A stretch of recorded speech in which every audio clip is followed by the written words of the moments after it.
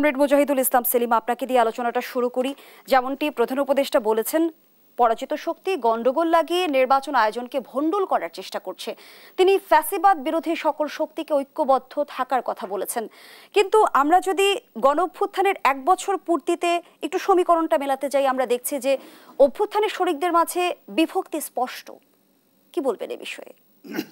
অসংখ্য ধন্যবাদ। আমরা এই ঐতিহাসিক ছাত্র জনতার গণ অভ্যুত্থানের 1 বছর অতিক্রম করতে চলেছি এবং সঙ্গতভাবেই আজকে প্রধান উপদেষ্টা একটা প্রসঙ্গ আলোচনার ভেতরে নিয়ে এসছেন এবং এটা সমস্ত মানুষের ভেতরে একটা আলোচিত বিষয়। দেখুন, 1 বছর আগের কথা আমাদের স্মরণ করা উচিত। আজকে হলো 26শে জুলাই। সারা দেশে কারফিউ জারি করে, স্টিম রোলার চালিয়ে, শত শত হাজার হাজার মানুষকে হত্যা করে, নির্মমভাবে অত্যাচার চালিয়ে আওয়ামী লীগের ফ্যাসিস্ট শাসন তারা ভেবেছিল যে হয়তো তারা গতি রক্ষা করতে পারবে। কারফিউ একটা চূড়ান্ত পদক্ষেপ, দমনমূলক, এবং সেইটা জারি করার ফলে তারা হয়তো ভেবেছিল যে এইটার ফলে সমস্ত আন্দোলনটা দমিত হয়ে যাবে। কিন্তু এর ভেতরে সাহসের সঙ্গে গান গেয়ে কারফিউ ভঙ্গ করব, এই প্রতিশ্রুতি দিয়ে, এই ঘোষণা দিয়ে 31টি সাংস্কৃতিক এবং সামাজিক সংগঠন প্রেস ক্লাবে জমা হয়ে এবং হারমোনিয়াম বাজে গান গাইতে গাইতে তারা কিন্তু কারফিউ ভেঙেছিল এবং পুলিশ এবং তারা বাধা দিয়েও তাদেরকে ঠেকাতে পারেনি। সুতরাং একটা ব্রেক থ্রু হয়ে গেল। এই প্রসঙ্গে আমি এটাও বলতে চাই যে অনেকে দাবি করে যে এই গণঅভ্যুত্থানের একটা মাস্টার মাইন্ড ছিল, এইটা মিটাকুলাসলি প্ল্যান, পরিকল্পিত একটা অভ্যুত্থান ছিল। এই বয়ানটা আমি সঠিক মনে করি না। কেননা যারা বলে যে মিটাকুলাসলি প্ল্যান ছিল এবং মাস্টার মাইন্ড ছিল, একই মুখ দিয়ে যখন বলা হয় যে এইটা একটা স্বতঃস্ফূর্ত গণ অভ্যুত্থান ছিল, এই দুইটা হলো পরস্পর বিরোধী। যেটা পরিকল্পিত সেটা স্বতঃস্ফূর্ত নয়, যেটা স্বতঃস্ফূর্ত সেটা পরিকল্পনা নির্ভর হয় না। মানুষের স্বাভাবিক বহুদিন থেকে জমে থাকা ক্ষোভ বিক্ষোভ, সেটার ফলে এটা প্রকাশিত হয়েছে। একটা ম্যাচের কাঠিতে যেমন বিস্ফোরণ ঘটে। এবং আরেকটা ধারণা দেওয়া হচ্ছে যে কতগুলো ছাত্র তরুণ, আমি তাদের স্যালিউট করি, অসম্ভব দক্ষভাবে এটা পরিকল্পনা করেছিল। কিন্তু যদি তারা দাবি করার চেষ্টা করে যে আমরাই এতদিন, আপনারা ফেল করেছেন, 16 বছর কিছু করতে পারেন নাই, এখন আমরাই করেছি, এই অহমিকাটা ইতিহাসের সত্যের অপলাপ।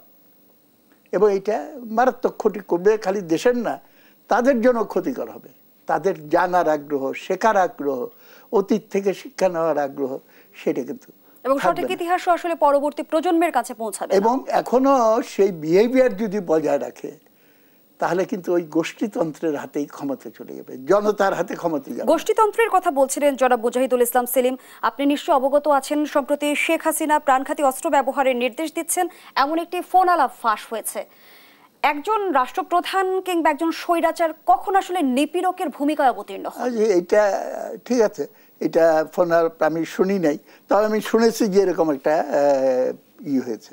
প্রথমে আমি বলতে চাই, বহু ফেক নিউজ প্রচারিত হয়, কিন্তু আমি মনে করি এটা অবাক হওয়ার তো কিছু না। শেখ হাসিনার শাসনের ফিলসফিটা কি ছিল? প্রতিবেদনে কিন্তু এর সত্যতা বেরিয়ে এসেছে। শোনেন, ফিলসফিটা ছিল দেশপ্রেমের প্রমাণ দিতে হবে, দেশপ্রেমিক দায়িত্ব হলো উন্নয়ন করা। ঠিক আছে, উন্নয়নের জন্য রাজনৈতিক স্থিতিশীলতা দরকার। রাজনৈতিক স্থিতিশীলতার জন্য এরপরে গোলমালটা, সরকারের ধারাবাহিকতা দরকার। তার মানে বারবার দরকার শেখ হাসিনার সরকার। ইকুয়েশন দাঁড় করিয়ে দিল। শেখ হাসিনার সরকারকে চিরঞ্জীব করে রাখার জন্য যদি 100টা লোককে আমি গুলি করে মারি, এইটা এই যুক্তি অনুযায়ী, এই ফিলসফিক্যাল থিঙ্কিং অনুযায়ী, পলিসি অনুযায়ী, সেটা হবে একটা দেশপ্রেমিক কাজ।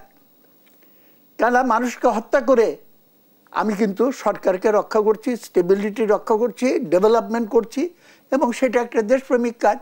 যদি বলা হয় যে এতগুলো লোককে মারলেন, তখন একটা প্রথমে তো লাশ গুম টুম করে এটা ধামাচাপা দেওয়ার চেষ্টা করবে, তারপরে বলবে এটা হলো উন্নয়নের প্রসব বেদনা, বার্থ পেইনস অফ ডেভেলপমেন্ট।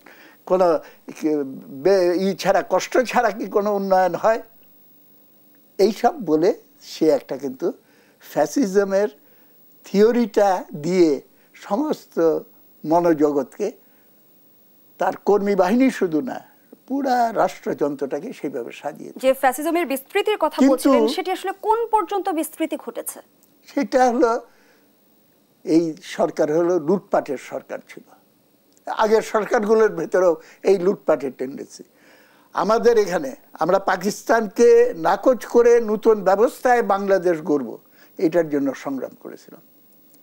কিন্তু সেই, যদিও সমাজতন্ত্রের লক্ষ্য কাগজপত্র ছিল, কিন্তু এক একটা পদক্ষেপ নিতে নিতে নিতে আত্মসমর্পণ করে বাঙালি উঠতি বুর্জুয়া, আমরা বলতাম, আমি ইকোনমিক্সের ছাত্র ছিলাম, ডাকসুর ভিপি ছিলাম, প্রথম নির্বাচিত ভিপি স্বাধীন দেশে, তখন নব্য ধনিক শ্রেণী, নবরিশ, এটা ফরাসি শব্দ, নব্য ধনিক শ্রেণী কিন্তু তখন গড়ে উঠল, এবং এখানে লাইসেন্স পারমিট শুরু হয়ে গেল।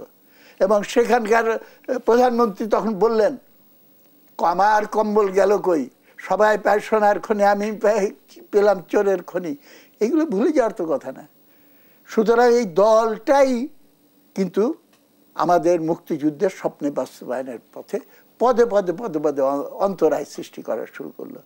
এইটার সুযোগে দেশ বিরোধী, স্বাধীনতা বিরোধীরা আঘাত এনে সমস্ত কনস্টিটিউশনের আইনগতভাবে আমাদের দেশটাকে উল্টিয়ে দিয়ে আবার পাকিস্তানি ধারা একটু একটু করে এখানে প্রবেশ করার চেষ্টা করলো।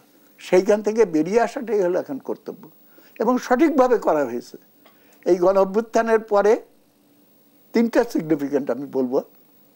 এটা কোনো বিপ্লবী সরকারও না, এটা কোনো রেগুলার সরকারও না, এটা হলো ইন্টারিম গভর্নমেন্ট, অন্তর্বর্তীকালীন। অন্তর্বর্তীকালীন মানে কি?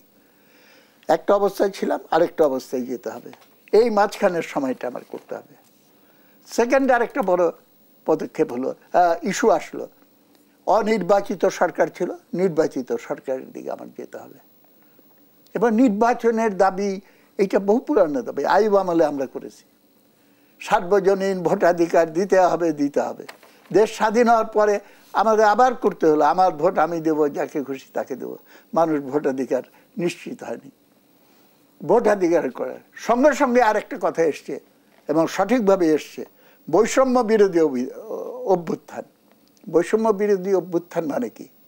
হ্যাভস অ্যান্ড হ্যাভ নটস, 95 ভাগ বনাম 5 ভাগ, বা 99 ভাগ বনাম 1 ভাগ।